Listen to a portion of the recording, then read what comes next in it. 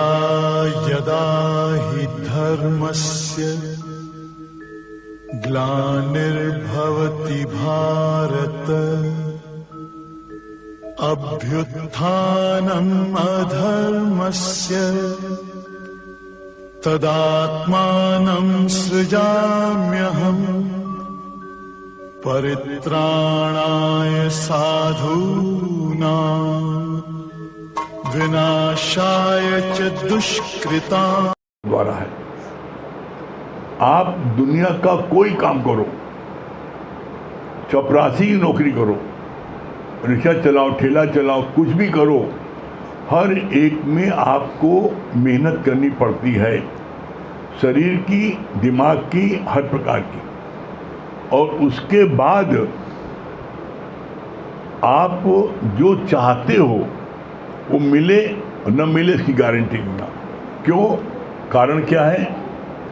भौतिक जगत का जो भी धन उपार्जन आपको होना है वो उतना ही आपको मिलेगा जितनी आपकी प्रारब्ध बनी है। आप कितनी मेहनत कर लो, 24 घंटे में आप 20 घंटा मेहनत करो, उसके बाद भी मेहनत करना आपका काम है, आप कर सकते हो, लेकिन शरीर की प्रारब्ध आपकी इनकम में, वो अचीवमेंट में प्रारब्ध है, वो बाधा है। जितनी आपकी शरीर में जो प्रारब्ध बधा है उतना ही आपको मिलेगा, ज़्यादा नहीं मिल सकता। चाहे कुछ कर लो, 20 घंटे मेहनत करो, दुनिया का कोई काम करो, दुनिया का कोई काम करो, उसके लिए आपको तन से, मन से, दिमाग से मेहनत करनी पड़ेगी। और उसके बाद भी भौतिक जगत की वो चीज़ आपको प्राप्त हो न हो इसकी गारंटी नहीं। इस संसार में सबसे सरल यदि कोई व्यक्ति चाहे तो वो मुक्ति प्राप्त कर सकता है। इससे सरल साधन कोई नहीं है। क्यों साधन सरल नहीं है? अभी बोला, तेरा कुछ न बिगड़ेगा सतगुरु शरण आने के बाद। और आगे लाइन क्या बोला? हर खुशी मिल जाएगी कदमों में झुक जाने के बाद। ये बात हम अपने जीवन के अनुभव से कह रहे हैं। आप कुछ मत करो, एक पाई पैसा मत दो, एक पाई पैसे चढ़ावा मत करो, आप सिर्फ अपनी मन और बुद्धि को चट करके नित्य दोनों समय, सुबह और रात, आप सिर्फ 1 घंटे सत्संग ले लो, गारंटी है आपको मुक्ति मिल जाएगी। क्यों? क्योंकि दुनिया का कोई भी काम आप करोगे, चाहे सत्कर्म करो, चाहे बदकर्म करो, चाहे भौतिक जगत का कोई व्यापार करो, चाहे नौकरी करो, चाहे मजदूरी करो, चाहे अफसर बनो, कुछ भी बन जाओ, वहाँ पर आप बिना कर्म करे छूट नहीं सकते। और जो जाने मैं कुछ करता तब गर्व यौन में फिरता, जो जाने मैं कुछ करूँगा तो उसको गर्व को मिलेगी। इस ब्रह्म ज्ञान के माध्यम से जो सबसे बड़ा अचीवमेंट होता है, जिसमें आप मुक्ति पाते हैं, कारण क्या है? ब्रह्म ज्ञान जो नित्य सुनता है वो जो है वो अपने को अंदर में जान जाता है कि मैं कुछ करने वाला नहीं। वो जान जाता है मैं कुछ करने वाला नहीं। जो कुछ भी करन करावन आप पे आप मानुष करने का छुआ। ज्ञान सुनते सुनते ये अंदर में एहसास होने लगता है हम कुछ करने वाले नहीं ना। कारण क्या है? आप देख लो, अपने जीवन में आप याद कर लो, कभी न कभी हर एक के जीवन में ऐसी परिस्थिति आई होगी जब आप बहुत बीमार पड़ गए, अस्वस्थ रहे, शरीर में पीड़ा रही, तो आप उस समय अपने आप उठ करके 1 गिलास पानी नहीं पी पा रहे हो। आपको लेटे लेटे कोई पानी पिला रहा है, लेटे लेटे खाना खिला रहा है। अगर आप में शक्ति थी तो आप पानी उठ कर नहीं पी लेते। आपकी अगर उंगली भी हिलती है या पल्लव भी झपकता है तो वो भी भगवान की शक्ति के द्वारा, बिना परमात्मा की शक्ति के आप एक अपनी पलक नहीं झपका सकते, अपनी उंगली नहीं हिला सकते। शक्ति परमात्मा की, और भूल हम जाते मैं करने वाला हूं। ये ज्ञान सुनते सुनते एक दिन अंदर में एहसास हो जाता है कि हम कुछ करने वाले है ही नहीं ना। इसीलिए दादा भगवान ने बोला, जब तुम ये फील करोगे मैं कुछ करने वाला नहीं हूं, तो उसमें तुम्हें फील होगा कि पूरा वर्ल्ड इस टाइप पर है, कोई कुछ नहीं कर रहा है, सब अपने आप हो रहा है। अब आप बताओ, दुनिया का कोई भी प्राणी, अभी सूर्य निकला, प्रकाश हो गया, इस सूर्य निकलने के लिए किसी ने क्या किया? 140 करोड़ जनता हिंदुस्तान की, उसने सूर्य निकालने के लिए हल जोता, क्या किया? अपने आप सूर्य निकल आया। अभी संध्या होगी, अपने आप सूरज तो एक चांद निकल आएगा। बताओ क्या किया किसी ने? अभी परसों हमने अपने 75 साल की लाइफ में इतना हमने बम्बार्डिंग नहीं देखी। जो बिजली चमकी, भगवान ने चमकाया बिजली है, ऐसा लगे जैसे कभी कभी वो ट्रांसफार्मर जो होता है भम भम बोलता है, वैसे हम कहीं इतना बम बम बोल कहाँ रहा है, देखा ये इधर तो बोल रहा है। अब कई जगह गिरी भी, तो फिर बताओ, इतनी बिजली गिरी, इतनी सब जगह धड़म धूम हुई, कहाँ कहाँ गिरी, सब कोई रोक पाया? राडार लगाया है, तोप लगाई है, सब कोई रोक पाया? जहाँ ना गिरी सब हो गया। तो जब वो विनाश करने पर आएगा तो कोई रोक पाएगा? आज से 20 साल पहले गुजरात में जब आया था सुनामी लहर, कितने हजारों लाखों लोग बह गए, मर गए, कोई रोक पाया? इसीलिए कहा गया है, करन करावन आपे आप, मानुष के नहीं कछुहान। मनुष्य का कुछ है ही नहीं ना, जबरदस्ती पक पक करता रहता। एक बात मनुष्य ऐसा भागा है जो बिना बोले नहीं रहता। किसी को कह दो तो इतना बोलेगा कि अगला आदमी जो है वो चला जाता है, ऐसे से सर दबाता है, ये भगवान जान बची लाखों पाए। और आदमी जो बोलता है सोचता है बड़ा अच्छा बोला, बड़ा अच्छा बोला, लेकिन नहीं जानना अगले को जो है उसका खोपड़ा भरना रहा है। तो ये बात का एहसास आप भी करोगे जब आप ये ब्रह्म ज्ञान नित्य लोगे और आप अंदर चला जाएगा, तो आप ये फील करोगे मैं कुछ नहीं कर रहा हूँ, मेरे हाथ में कुछ नहीं है, सब जो है उस निराकार परमात्मा से वो कर रहा है, अपने आप कर रहा है। तुम तो एक क्या है, इंस्ट्रूमेंट हो बस।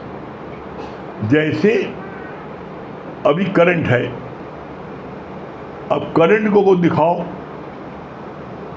तो करंट दिख नहीं सकता, लेकिन करंट के माध्यम से ये जो पंखा चल रहा है, रॉड चल रहा है, एसी चल रहा है, ये सब करंट के माध्यम से है ना, एक उपकरण है। इसी तरीके से परमात्मा की शक्ति के द्वारा, चाहे आकाश का पक्षी हो, चाहे जल का जीव हो और चाहे धरती का जीव हो, वो सब चल रहे हैं उस परमात्मा की शक्ति से। ये लोग भूल जाते हैं। मुक्ति के इस मार्ग पर मुक्ति प्राप्त करने से सरल कोई भी काम नहीं है। आप 10 रुपए भी कमाने चलोगे तो आपको मेहनत करनी पड़ेगी, बोझा उठाना पड़ेगा, लेकिन मुक्ति प्राप्त करने के लिए आपको कुछ नहीं करना है। बस सिर्फ करना क्या है, अपनी मन और बुद्धि को गुरु को आकर के समर्पण कर दो और चुपचाप नित्य सत्संग में बैठते जाओ, ज्ञान सुनते जाओ, ज्ञान पीते जाओ। हम अपने अनुभव से कह रहे हैं आपको, आप मंजिल को प्राप्त कर लोगे। जब ये बात गुरुजी ने बोली तो एक सत्संग प्रेमी ने कहा, हम कुछ नहीं करेंगे कैसे मंजिल प्राप्त कर लेंगे, हम नहीं मानते। तो गुरुजी ने कोई बात नहीं मानते, कोई बात नहीं ना, चलो अच्छा ठीक है, कल शाम को आना, हम लोग सैर करने चलेंगे।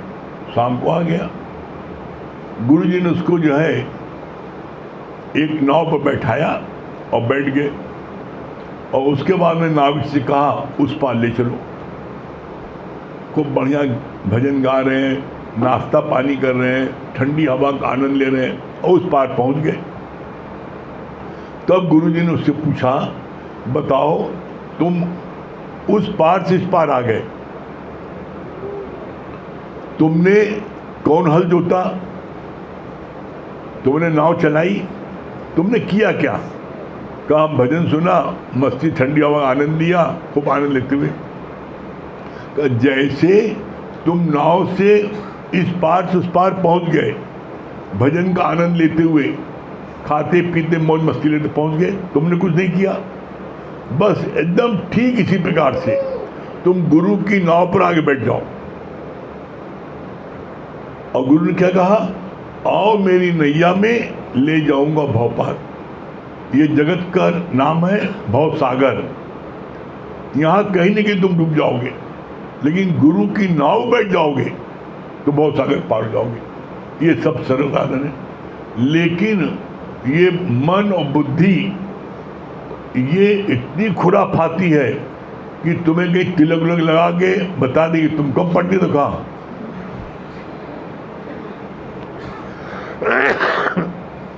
ये 10-5 दिन महीने 2 महीने चुप रहेगी, उसके बाद में हम बोलना नहीं जानते, का हमारी सुनो पहले,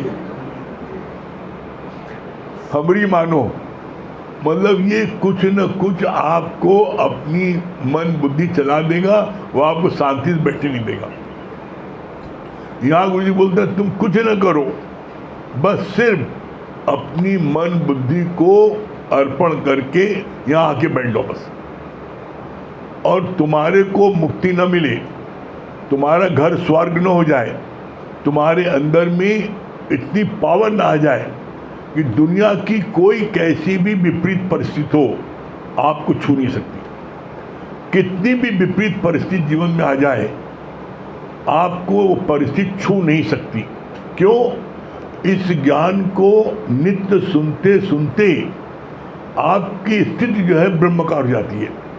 इस ज्ञान को सुनते सुनते आप अपनी देह से एकदम उपराम हो जाते हो, आप एकदम उपराम हो जाते हो। और जब उपराम हो जाते हो तो जो भी असर करता है वो शरीर पर करता है। और गुरु ने पहले दिन क्या बोला, तू देह नहीं तू आत्मा है। तो यहाँ आत्मा रोज सुनते सुनते ज्ञान इतनी पक्की हो जाती है कि आप अपनी देह में रह नहीं पाते। और जो कुछ भी करंट लगता है, शौक लगता है, दुख होता है, वो इस शरीर के अंदर जो मन बैठा मन उसको होता है। और जब आप शरीर ही नहीं तो मन कहाँ ठहरेगा? कमरे में खूंटी लगी नहीं, कपड़ा कहाँ टांगोगे? सब में सरल साधन, कुछ मत करो, बस सिर्फ यहाँ आकर बैठ जाओ, नित्य दोनों समय सत्संग लो। तुम्हारे को खुद नहीं पता लगेगा कि हमें क्या हो गया है। आप ताज्जुब मानोगे कि कितनी भी विपरीत परिस्थिति आपके जीवन में आएगी, कोई कितना अपमान कर दे, कितना नुकसान करा दे, कितना कुछ लेके भाग जाए, चला जाए, जल जाए, सड़ जाए, सब चीज चला जाए, उसके बाद भी आपके अंदर में जरा सा उसका असर नहीं होगा। बैठते बैठते गुरु आपके अंदर में इतनी ताकत भर देता है, जो ये बात कहनी पड़ती है, गुरु को देते कभी कुछ नहीं देखा मगर झोलियां भरी पाई। आप यहाँ जितने बैठे हो, कोई बता दो सत्संग में आने के पहले जो आपको क्रोध आता था, जिस स्पीड से आता था, जिस क्रोध में आप उसमें रिएक्शन करते थे, आज कोई एक व्यक्ति ऐसा करता है? इसीलिए कहा जाता है दुनिया का कोई भी तुम सत्कर्म करोगे, पूजा करोगे, पाठ करोगे, जप करोगे, गंगा स्नान करोगे, दान पुण्य करोगे, चारों धाम करोगे, कुछ भी करोगे सत्कर्म, उसका फल मिलेगा तुम्हें अगले जन्म में। इस ब्रह्म ज्ञान में, इस गीता ज्ञान में आप यहाँ आके सिर्फ बैठोगे रोज, तो आपको सारी उपलब्धि हो जाएगी और आपको पता ही नहीं लगेगा कि हम देश से इतने ऊपर कैसे हो गए। आपको अपने को ताजुब होगा कि अब इतनी विपरीत बात होती है, कोई मेरा इतना सामने अपमान कर देता है, इतना नुकसान कर देता है, अब मेरे अंदर में उससे बदले की भावना नहीं आती, मेरे अंदर में उससे कुछ जोर से बोलने की इच्छा नहीं होती है। क्यों? इतना बड़ा चेंज कैसे हो गया? इसीलिए हर कोई क्या बोलता है, अपने जीवन में परिवर्तन को देखकर गुरु के ज्ञान पर यकीन हो। आप समझ लो, कोई ऐसा यहाँ बैठ नहीं सकता जिसके जीवन में परिवर्तन हो। तो बस सिर्फ आकर के बैठते जाओ, एक दिन आप देखोगे, आश्चर्यचकित रहोगे कितना जीवन चेंज कैसे हो गया। चाहते हो तो रोज आते रहो, ठीक है? बाकी आगे हम भैया बताएंगे। बेटा इसको बच्चे को लेकर पीछे बैठ जाओ कुर्सी पर, आप पीछे बैठो बच्चों को लेके।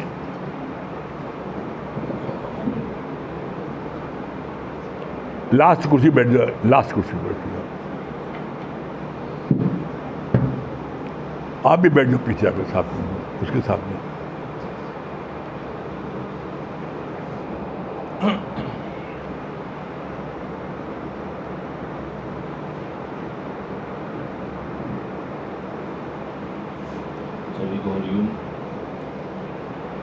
देखिए,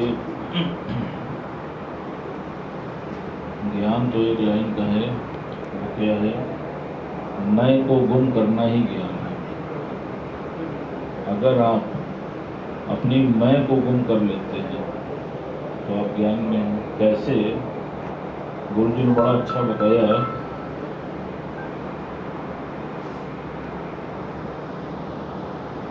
गुरु जी ने बहुत अच्छा बताया, कहा कि देखो परमात्मा की जो आई है वो है बिग आई, सिंगल आई, और जीव की जो आई है वो है स्मॉल आई। आप देखो, कहा जीव की जो आई होती है, जो स्मॉल आई होती है, उसके ऊपर देखो बिंदी लगी होती है, और वो बिंदी कहा वो बिंदी किसकी है? वो बिंदी है अहंकार की। और जो परमात्मा की आई होती है उसमें कहीं बिंदी होती है क्या? बताओ। वो बिग आई होती है, उसको किसी के आधार की ज़रूरत नहीं होती है। और जो स्मॉल आई होती है, जो जीव की आई है, देखो उसको किसी न किसी के आधार की आवश्यकता होती है। बिना आधार के स्मॉल आई नहीं खड़ी होती है। आप देख लो, इसीलिए दुनिया में जब किसी का पति के शरीर शांत हो जाता है तो क्या बोलते हैं, अब कैसे जीवन कटेगा? कोई तो सहारा कर लो। किसी का बच्चा नहीं होता तो कहते हैं अब कैसे जीवन कटेगा? कोई तो बेबी अडॉप्ट कर लो। आप देखो, किसी के पास धन नहीं होता तो कहते हैं कहीं तो धन कमा लो, बुढ़ापा कैसे कटेगा? तो जो जीव की आई है वो किसी न किसी का आधार लेके बैठी, और जो परमात्मा की आई है उसको किसी के आधार की आवश्यकता ही नहीं है। इसलिए गुरु जी ने क्या बोला, कहा बन बन के सहारे टूटते हैं, एक तेरा सहारा काफ़ी है। अपने अंदर झांक के देख लो कि तुम आखिर किसका सहारा लेके बैठे हो। अपने से बात करके देख लो। आज भी इतना ज्ञान सुनने के बाद भी अपने से पूछ लेना कि अभी भी किसके सहारे बैठे हो। अभी भी जीव हो तो आधार लेके बैठे हो, ब्रह्म हो तो आधार की आवश्यकता नहीं है। फिर आप देखो, भगवान ने दूसरा उदाहरण दिया, कहा देखो खुदा और जुदा। कहा देखो जुदा, जा में ऊ की मात्रा दा, तो जा का भगवान ने सारांश बताया कि जब तक तुम जीव भाव में हो तब तक तुम खुदा से दूर हो। जा को हटा दो तो क्या प्रकट हो जाएगा? खा। खा का मतलब खुदा। और तुम जब तक जीव में हो तब तक तुम खुदा से दूर हो। कुछ बनना भी है अज्ञान बड़ा, कुछ भी बने। जीव का मतलब ही क्या है? कुछ बन के बैठे हो। किसी के पिता हो, किसी के पुत्र हो, किसी के भाई हो, किसी के पति हो। और आप देख लो, जब कुछ बनते हो तभी तो अहंकार प्रकट होता है, तभी तो महसूस होता है कि मैं करने वाला हूँ, मैं सुप्रीम पावर हूँ, मैं नहीं करूँगा तो कैसे होगा। जैसे अभी बोला कि सूर्य 1.25 अरब की आबादी में खुद प्रकट हो रहा है ना, तुम क्या कर लो बताओ। लेकिन झूठा अहंकार पाल के बैठे हो। और इसीलिए देखो तालमेल नहीं बैठ पाता। परिवार में 4 सदस्य होते हैं, लेकिन 4 सदस्य के साथ भी तालमेल नहीं बैठ पाता। क्यों? क्योंकि बीच में अहंकार आड़े आ जाता है। मैंने कहा, इसने नहीं मानी, दुख हो गया। भगवान ने बोला कि तुम अधिकार रख के कहते ही क्यों हो? अधिकार बाहर से रखते हो और धिक्कार अंदर सहना पड़ता है। और इसका उल्टा कर लो, प्रेम अंदर से कर लो तो अधिकार वो स्वतः हो जाता है। आप देखो, जिससे प्रेम होता है तो वो तुमसे बिना पूछे कोई काम सहज ही नहीं करता। कहता नहीं पापा आप बताइए, जो कहिएगा वही करेंगे। और तुम इसका उल्टा करते हो, तुम हर चीज़ में अधिकार रख के बैठते हो। तो जब तुम अधिकार रखते हो तो उससे धिक्कार मिलती है। वो तुम्हारी कोई बात को मानने के लिए नहीं तैयार होता। भगवान ने बोला, कहा ये सब कर्म पुराणी मिले हैं। बहुत अच्छा भगवान इस पे बता रहे थे। कहा एक बार एक राजा को पुत्र नहीं हो रहा था। अब वो बहुत परेशान था। उसने सोचा कि मेरा वंश कैसे आगे बढ़ेगा। और उस जमाने में तो बहुत अधिक ये होता था। अब उसको लेके वो बड़ा चिंतित रहता था, बड़ा मायूस रहता था। बहुत उसने जब तप यतन यज्ञ सब कर डाले, लेकिन उसको पुत्र नहीं प्राप्त हुआ। उसकी जो आस्था थी वो संतों के प्रति बहुत अधिक थी। तो उसके मन में भाव आया कि क्यों ना मैं किसी संत की शरण में जाऊं, तो वो अवश्य ही मुझे कोई ना कोई युक्ति अवश्य प्रदान करेंगे। तो उस समय के जो बहुत पहुँचे हुए संत थे वो उनकी शरण में गए और जा करके उसने संत जी से यह आग्रह किया कि मुझको संतान नहीं हो रही और मुझको संतान की आवश्यकता है। संत ने उसकी आंखों में देखा और देखने के बाद कुछ देर के बाद बोले कि ठीक है, तुमको संतान हो जाएगी, लेकिन जब तुम्हें संतान होगी तो तुम मुझको अवश्य बुलाना। कहा ठीक है, आपकी कृपा से संतान होएगी, हम बिल्कुल आपको बुलाएंगे। ऐसा ही हुआ। कुछ समय के बाद राजा को संतान हो गई। बहुत जश्न मना, बहुत आयोजन हुआ और फिर उसको संत जी की बात ध्यान आई। उसने संत जी को बुला लिया। जब संत जी वहाँ पर आए तो संत ने राजा से बोला, कहा कि ऐसा करो, एक थाल में हीरे जवाहरात मंगवा लो। अब राजा के राजकोष में कहाँ कमी, उसने एक थाल में खूब ढेर सारे हीरे जवाहरात मंगवा लिए। संत जी ने उस बालक को गोद में लिया और उस थाल में उसका हाथ लगवाया। हाथ लगवाते ही बालक का शरीर शांत हो गया। अब सब लोग बड़ा अवाक रह गए, अरे ये क्या हुआ। कहा परेशान मत हो, तुमको फिर बालक हो। अब चूंकि उसकी तो संत के प्रति बड़ी आस्था थी, कहा ठीक है संत जी। समय बीतता गया। कुछ समय के बाद पुनः उसको फिर से बालक हुआ।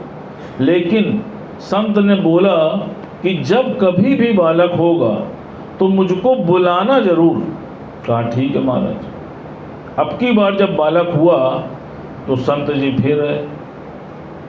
संत जी ने राजा से बोला कि ऐसा करो कि कुछ नए थान के कपड़े मंगवा लो, रेशम के कपड़े नए थान से मंगवा लो। कहा ठीक है महाराज। अब की बार उन्होंने उस बच्चे को गोद में लेकर उस थान के कपड़े से हाथ लगवाया, और जैसे ही हाथ लगवाया फिर उस बालक का शरीर शांत हो गया। अब रानी को बड़ा क्रोध आया। कहा ये कौन सा विचित्र संत है, एक तरफ तो देता है और दूसरी तरफ ले लेता है। अब उसको बड़ा क्रोध आया। संत ने फिर बोला कि परेशान मत होना, फिर बालक होगा। राजा को संत पे विश्वास था कि संत जी कह रहे हैं तो अवश्य होगा। फिर कुछ समय के बाद तीसरा बालक हुआ। संत की कंडीशन वही थी कि जब बालक होगा मुझे बुलाना जरूर। रानी ने बोला कि अब की बालक होगा तो मैं संत को नहीं बुलवाऊंगी। क्यों? क्योंकि ये आता है और मार के चला जाता है। कहा अब की मैं किसी भी कीमत पे संत जी को नहीं बुलवाऊंगी। लेकिन राजा का कहना था कि देखो संतों की जो महिमा है वो अपरंपार होती है और उनके हर कार्य में कोई ना कोई राज छुपा होता है। उसने फिर संत जी को बुलवाया। अब की बार जब संत आया तो उसने राजा से एक चक्कू मंगवाया। अब सब लोग बड़ा हैरान, कह रहे बड़ा गजब का संत है, हर बार तो कभी कपड़ा मंगा रहा था, कभी जेवरात मंगा रहा था, अब की तो चक्कू ही मंगा लिया। अब की लग रहा है सीधे मार देगा क्या। अब वो लोग और परेशान। संत ने क्या किया, उसने राजा के अंगूठे में एक चीरा मारा और मारने के बाद जब उसके अंगूठे से खून निकला तो उसने उस खून को उस बालक को चटा दिया। खून चटाते ही बालक का फिर शरीर शांत हो गया। अब वहाँ पर जितने भी लोग विराजमान थे सब बहुत अधिक क्रोधित हो गए कि ये कौन सा विचित्र संत है, जब आता है तो बालक को मार के ही जाता है। और संत उसी तरह मुस्कुराते हुए फिर राजा से बोला कि राजन परेशान ना होना, तुम्हारे यहाँ फिर बालक होगा। क्या बहुत दूर थे, मार भी रहा है और कह भी रहा है कि बालक होगा। खैर अब उसको तो पुत्र चाहिए था। फिर संत जी चले गए। कुछ समय के बाद फिर से उसके यहाँ बालक हुआ। अब की बार जब संत जी आए तो उन्होंने उसको आशीर्वाद दिया और राजा से बोले कि ये बालक तुम्हारा है, ये तुमको सुख प्रदान करेगा। और वो बोल के चले गए। रानी बालक को खिला रही थी तो उसके मन में भाव आया कि देखो मेरे 3 बालक तो मार दिए गए और उन तीनों बालकों को मैंने 9-9 महीने तो अपने गर्भ में रखा। उसकी ममता तो उन बालकों के साथ भी थी। और उसके मन में भाव आया कि देखो राजा दशरथ के भी तो 4 बालक थे और वो चारों खेलते थे तो कितनी रौनक लगी रहती थी। मेरे 3 बालक इस संत ने मार दिए, अगर वो तीनों भी होते तो कितना अच्छा होता। अब ये बात उस रानी को खाए जा रही थी और रानी ने राजा से बोला कि आप मुझको बताओ कि संत ने ऐसा क्यों किया। राजा ने बोला कि देखो संतों की हर कार्य में कोई ना कोई राज होता है। कहा नहीं, मैं कुछ नहीं जानती, आप संत जी से पूछो। अब राजा लाचार हो गया। उसने संत से ये आग्रह किया कि महाराज इसके पीछे का क्या भेद है, कृपया मुझे बताएं। तो संत ने बोला कि देखो राजन, सत्य जो है बड़ा कड़वा होता है, क्या तुम इसको स्वीकार कर पाओगे। कहा महाराज मैं स्वीकार कर लूँगा, आप कृपया हमको अवगत कराएं। कहा देखो, तुम पिछले जन्म में जो थे, तुम एक बहुत ही खूंखार डाकू थे और तुमने बहुत अधिक लूटपाट की थी, बहुत अधिक हीरे जवाहरात, कपड़े, सब लोगों को तुमने मारा था और उनके धन को तुमने लूटा था। कहा अच्छा।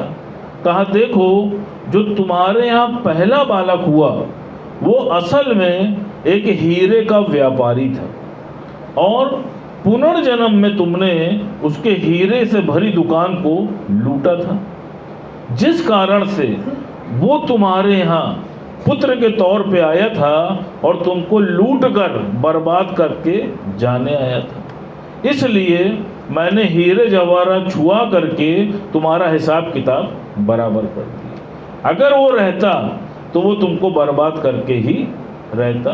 कहा अच्छा। कहा महाराज दूसरा वाला, उसको क्यों मार दिया? कहा दूसरा बालक जो था वो कपड़े का व्यापारी था, तुमने उससे कपड़े की दुकान को लूटा था, इसीलिए मैंने थान पे उसका हाथ लगवा कर उससे भी तुम्हारा हिसाब किताब बराबर करा दिया था, नहीं तो वो भी तुमको बर्बाद करने ही आया था। कहा अच्छा ये भी ठीक है। कहा फिर तीसरे को खून क्यों चटा दिया? कहा बेटा तीसरे का तुमने खून किया था और वो तुम्हारा खून करने आया था, वो तुमको मार के स्वयं राजा बन जाता, इसलिए मैंने उसका खून, तुम्हारा खून उसको चटा के तुम्हारा हिसाब बराबर कर दिया था। कहा अच्छा। कहा देखो कितने भी लोग होते हैं, जैसे एक पिता के 3 पुत्र होते हैं, आप देखो कोई पुत्र बहुत आज्ञा में होता है, एक पल में बातों को मान लेता है, कोई पुत्र थोड़ी मानता है थोड़ी नहीं मानता है, और कोई पुत्र ऐसा होता है कि बिल्कुल उल्टा चलता है तीनों ही एक पिता के पुत्र, लेकिन वो उनके संचित कर्म हैं जो तुमसे हिसाब किताब बराबर करने के लिए आए हैं। या किसी की पत्नी, सब कुछ सही है, मकान है, दुकान है, प्रॉपर्टी है, हेल्थ है, सब बढ़िया है, लेकिन पत्नी उल्टा चल रही है। कहे चाय लाओ तो कड़वी चाय ले आ रही। आप देखो सोने चलो तो स्विच बोल दे रही, कुछ ना कुछ प्रॉब्लम है। आप देखो क्यों? क्योंकि उसके संचित कर्म उसके साथ जुड़े हुए हैं, वो उस कर्मों को काटने के लिए ही आई है। कहा अच्छा महाराज। कहा फिर ये बताइए कि जो चौथा पुत्र है जिसको आपने बोला कि ये तुम्हारी सेवा करेगा, तो ये कौन है? कहा हाँ ये तुमने अच्छा प्रश्न किया। कहा बेटा ये एक ऐसा व्यक्ति था जो बड़ा असहाय था, बहुत गरीबी में जीवन काट रहा था, तुमने इसकी कठिन समय में मदद की थी और इसके बच्चों को तुमने पाला पोसा था और उनका विवाह और एजुकेशन भी कराया था, इसलिए ये बच्चा तुमको सुख देने के लिए आया, ये तुम्हारे उस कर्ज को उतारने के लिए आया है। अब आप देखो परिस्थिति उसके जीवन में वही थी, लेकिन अज्ञानता के कारण वो उसको एक्सेप्ट नहीं कर पा रही थी। जैसे भगवान ने बहुत अच्छा उदाहरण बोला, कहा एक बात बताओ कि जैसे कोई अंधेरी गुफा है, 100 साल पुरानी गुफा है, जहाँ पर कोई रोशनी नहीं है, अब वहाँ पर रोशनी लानी है, उसके लिए क्या करोगे? अगर तुम यज्ञ करोगे तो क्या वहाँ रोशनी आ जाएगी? व्रत करोगे तो क्या वहाँ रोशनी आ जाएगी? आप बताओ। ताबीज पहनोगे तो भी क्या वहाँ रोशनी आ जाएगी? नहीं आएगी। वहाँ रोशनी कब आएगी? वहाँ रोशनी आएगी अगर तुम मशाल लेकर उस गुफा के अंदर चले जाओगे तो वहाँ रोशनी आ जाएगी।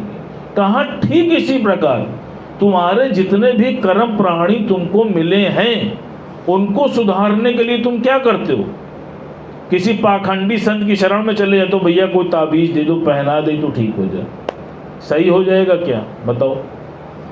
व्रत करते हो कि इनकी लंबी आयु है, हम व्रत कर लें, व्रत करने से इनकी उम्र जो है वो बहुत लंबी हो जाएगी। हो जाएगा क्या? किसी का पति उल्टा चलता है तो वो संत से पूछती है कि बताओ कौन सा व्रत करें, शनिवार का कर लें क्या? शनिचर उतर जाएगा क्या? उतर जाता है क्या? बताओ। भगवान ने क्या बोला?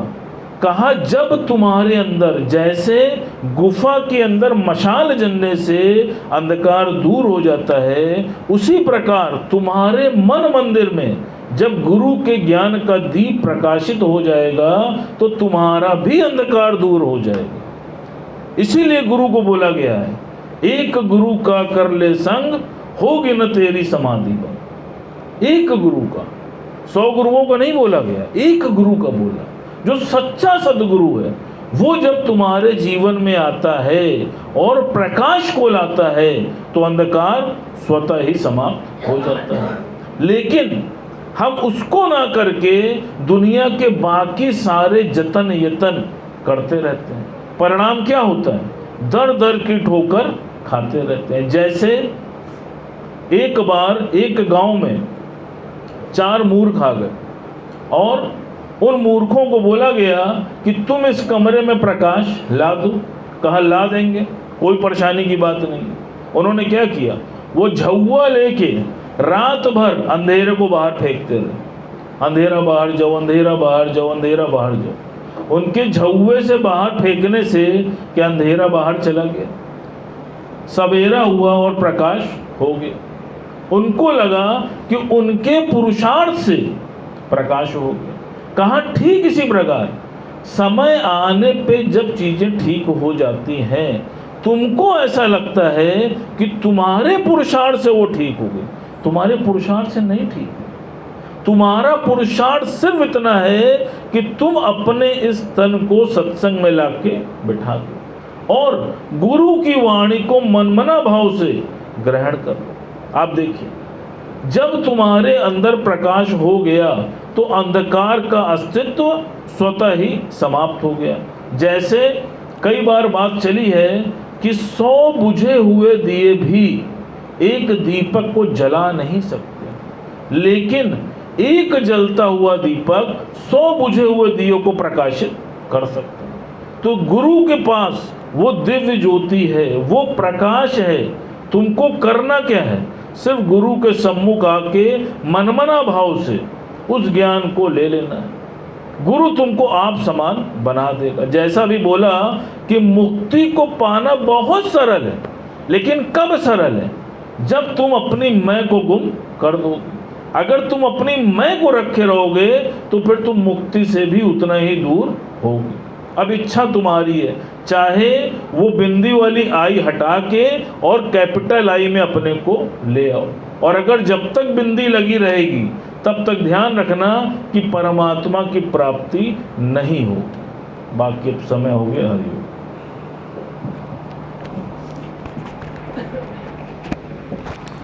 अब किसी की बहू उल्टा चले तो समझ लेना पिछले जन्म में कर गया है।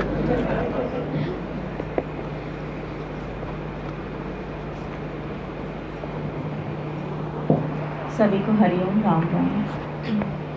कितनी महिमा गाऊं, कितना करूं सत्कार, कितनी महिमा गाऊं, कितना करूं सत्कार। एक जीभ्या है मेरी, एक जीभ्या है मेरी, तेरे गुण है बेशुमार।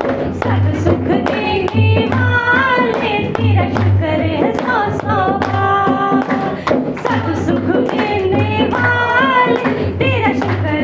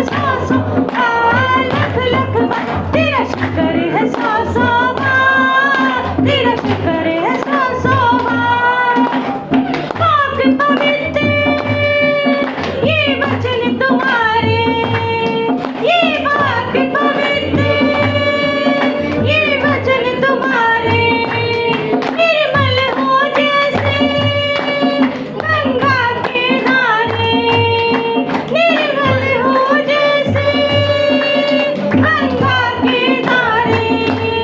जो इन चरणों में आता है सब पाप मैल धुल जाता है, जो इन चरणों में आता है सब पाप मैल धुल जाता है। अगम अगोचर है तू तेरा हार न पार, अगम अगोचर है तू तेरा हार न पार। निराकार भी तू है, निराकार भी तू है और तू ही है साकार। सब सुख देने वाले तेरा शुक्र है सौ सौ बार, सब सुख देने वाले तेरा शुक्र है सौ सौ बार, सौ सौ बार लख लख बार, सौ सौ बार लख लख बार तेरा शुक्र है सौ सौ बार, तेरा शुक्र है सौ सौ बार। कोई आए ना आए तुझे फर्क न पड़ता, कोई आए ना आए तुझे फर्क न पड़ता। तेरा ऊंचा रुतबा नहीं घटता बढ़ता, तेरा ऊंचा रुतबा नहीं घटता बढ़ता। तू अजर अमर अविनाशी है, ये माया तेरी दासी है। तू अजर अमर अविनाशी है, तू ये माया तेरी दासी है। संतों की सेवा करती प्यार दे बेशुमार, संतों की सेवा करती प्यार दे बेशुमार। जो तेरा हो जाए, जो तेरा हो जाए वो इसका है हकदार। सब सुख देने वाले तेरा शुक्र है सौ सौ बार, सब सुख देने वाले तेरा शुक्र है सौ सौ बार, सौ सौ बार लख लख बार, सौ सौ बार लख लख बार, सौ सौ बार लख लख बार, सौ सौ बार लख लख बार तेरा शुक्र है सौ सौ बार, तेरा शुक्र है सौ सौ बार, तेरा शुक्र है सौ सौ बार, तेरा शुक्र है सौ सौ बार। अब बजरंग बली जागने वाले हैं, तो जोर से आप लोग जाकर एक ताली बजा के देखिएगा हमारे अमित भैया नाइट में बजरंग बली कैसे लगते हैं। बैठ जाओ, एक बार गीत बैठ जाओ, अभी घबरा बात करो, बैठ जाओ, घबराने लगा गुरुजी। अभी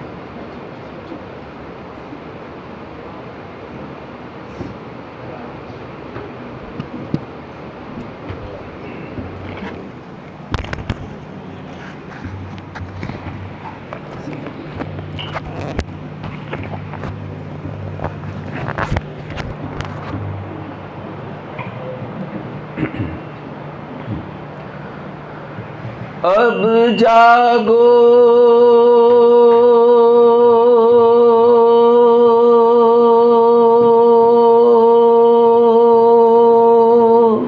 हे अंजनी कुमार, लंका की ओर प्रस्थान करो। हे भूतकाल के निकट वीर,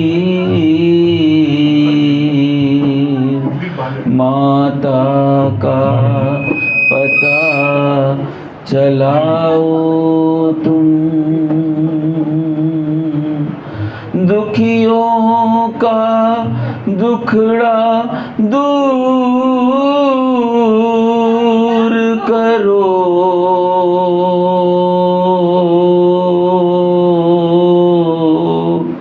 संकट मोचन कहलाओ तुम। कुछ याद करो, कुछ याद करो अपना पवन सुत वो बालपन।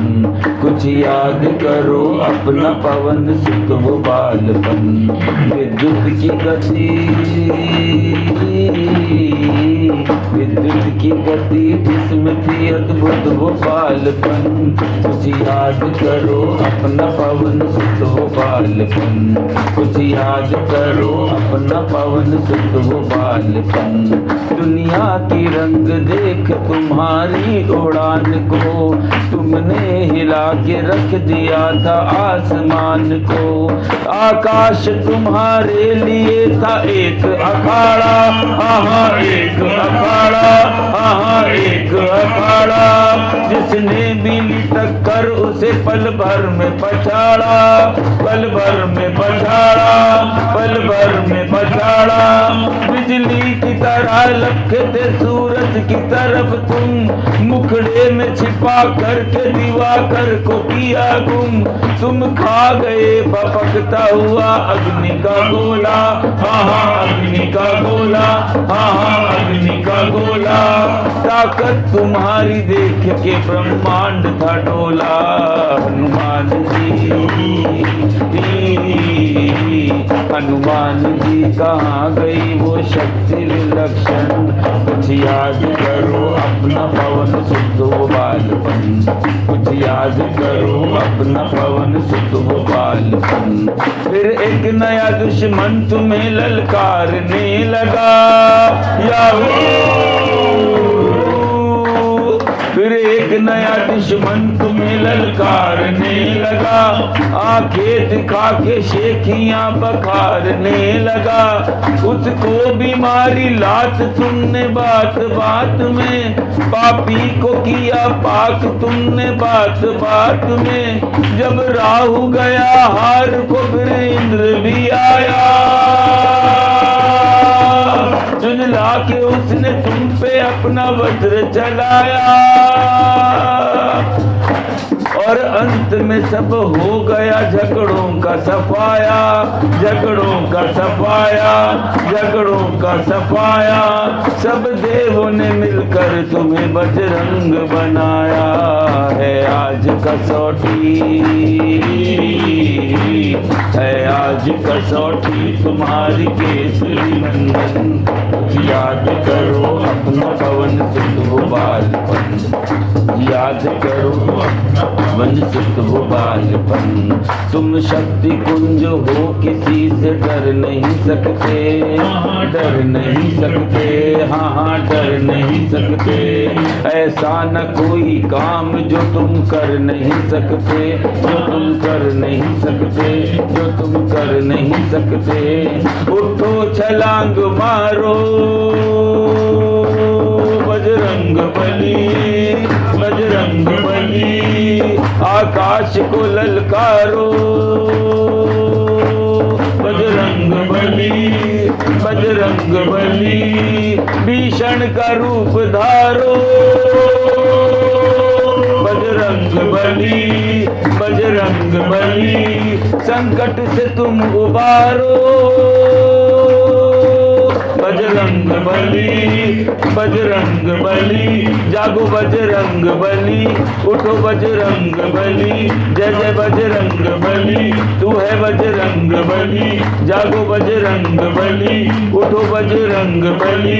जय जय बजरंग बली, जय हो बजरंग बली। बोलो आज के आनंद की, आज के आनंद की, आज के आनंद की। अब 3 बड़ी बोतल खून बढ़ाना है, जोर से, और जोर से, और जोर से। अब इसके बाद